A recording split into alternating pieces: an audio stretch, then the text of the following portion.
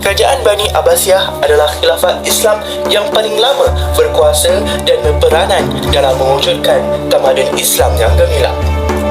Pada zaman ini, ia digelar oleh sarjana barat sebagai The Golden Age atau zaman keemasan. Di sebalik kegemilangan yang dicapai oleh kerajaan Abbasiyah, terdapat juga konflik dalaman serta luaran yang berlaku semasa pemerintahan khalifah menyebabkan kerajaan Abbasiyah menjadi lemah. Antara konflik dalaman yang berlaku adalah ketika angkatnya Khalifah Harun Ar-Rasyid, iaitu pada tahun 193 Hijrah bersamaan dengan 800 Masihi. Khalifah Harun Ar-Rasyid, beliau telah meninggalkan satu surat wasiat yang menunjukkan Khalifah Al-Amin sebagai penerus kekhalifahan dan mengangkat Khalifah Al-Ma'mun sebagai putera mahkota. Khalifah Al-Amin, iaitu dengan nama sebenarnya Abu Abdullah Muhammad, telah melanggar surat wasiat bapanya dengan melantik Musa, iaitu anaknya, untuk dijadikan putera mahkota. Tindakan Khalifah Al-Amin menyebabkan berlakunya peperangan saudara di antara Khalifah Al-Amin dan Khalifah Al-Ma'mun. Rentetan dari peristiwa perbalahan saudara ini menyebabkan Khalifah Al-Amin mati dibunuh dan Khalifah Al-Ma'mun diangkat menjadi khalifah seterusnya. Selepas dikhianati oleh saudaranya sendiri, Abdullah Abu Al-Abbas Al-Ma'mun atau dikenali sebagai Khalifah Al-Ma'mun akhirnya berjaya menduduki takhta Khalifah Abbasiyah yang ketujuh selepas Khalifah Al-Amin wafat dalam peperangan antara kedua-duanya menjelang tahun 198 Hijrah bersamaan 813 Masihi ketika baginda berumur 27 tahun. Baginda merupakan darah keturunan Parsi kerana ibunya ialah seorang jariah berbangsa Parsi. Ketika pemerintahan Khalifah Al-Ma'mun, baginda telah menghadapi pelbagai konflik dan pemberontakan. Terdapat 7 konflik yang telah berlaku dalam tempoh pemerintahan baginda, antaranya konflik dengan Nasir bin Sabat, Abu Suraya, Babu Al-Khurami, penduduk kota Baghdad, kaum Zati, penduduk negeri Mesir, kaum Syiah dan kaum Khawarij. Pemerintahan baginda bertahan selama 20 tahun sebelum baginda wafat. Ketika pemerintahan Khalifah Al-Mu'tasim, turut berlaku perang saudara seperti yang dinyatakan sebelum ini. Peperangan ini tidak melibatkan kuasa luar, tetapi hanya berlaku dalam tampuk pemerintahan keluarga mereka sahaja. Pemerintahan Khalifah Al-Mu'tasim bermula apabila beliau berhadapan dengan pemberontakan yang dilakukan oleh tentera Rom Byzantine akibat ketidakpuashati atas kekalahan pasukan Romawi dalam peperangan Heraklia. Setelah itu, mereka bangkit semula dan mula menguasai wilayah utara Iraq serta kota Zapetra yang merupakan tempat kelahiran Khalifah Al-Mu'tasim. Seterusnya, konflik yang timbul dalam pemerintahan Abbasiyah apabila lahirnya kerajaan Fatimiyah sewaktu kerajaan Abbasiyah menempuh zaman kegelapannya, iaitu pada tahun 296 Hijrah bersamaan 909 Masihi. Namun Fatimiyah diambil bersempena dengan nama Fatimah puteri Rasulullah dan isteri kepada Sayyidina Ali bin Abu Talib, Khalifah Rashidin yang keempat.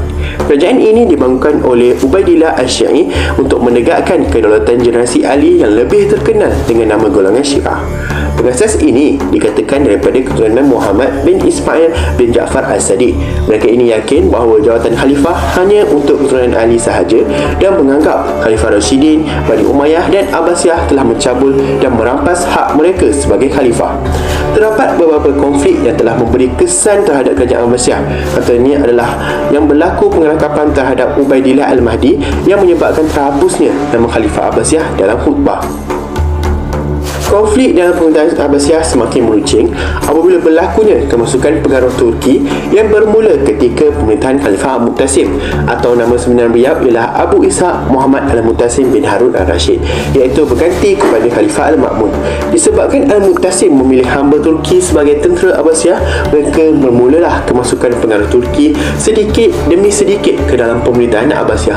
Selain daripada itu, kita dapat lihat berapa banyak konflik dan pemberontakan bermula daripada pemerintahan Abu Fadl Muhammad bin Al-Mu'tasim, atau lebih dikenali dengan nama Khalifah Al-Mutawakkil, hingga pemerintahan Khalifah Al-Mustafi.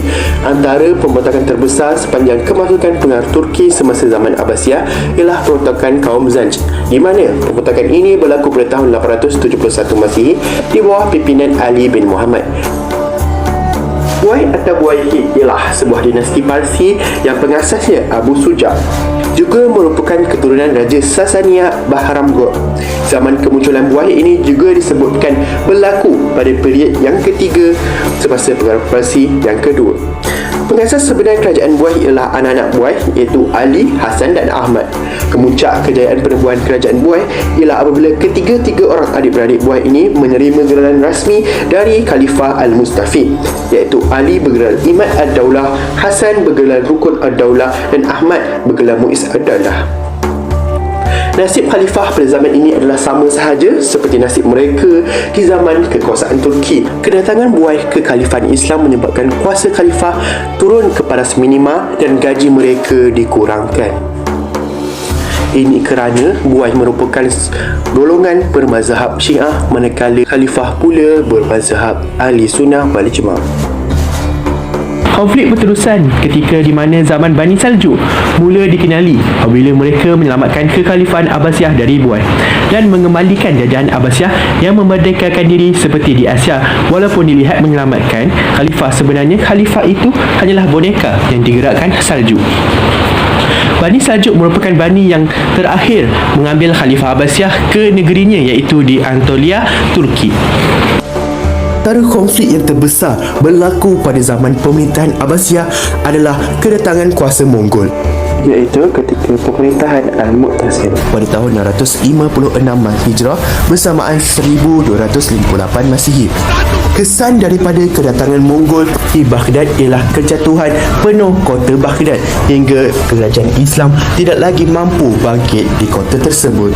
Juga kemusnahan Baitul Hikmah yang merupakan pusat ilmu Islam menyebabkan kehilangan kitab-kitab kerana dibakar atau dihanyutkan oleh tentera Mongol. Maka berakhirlah pemerintahan Khalifah Abbasiyah di kota Baghdad.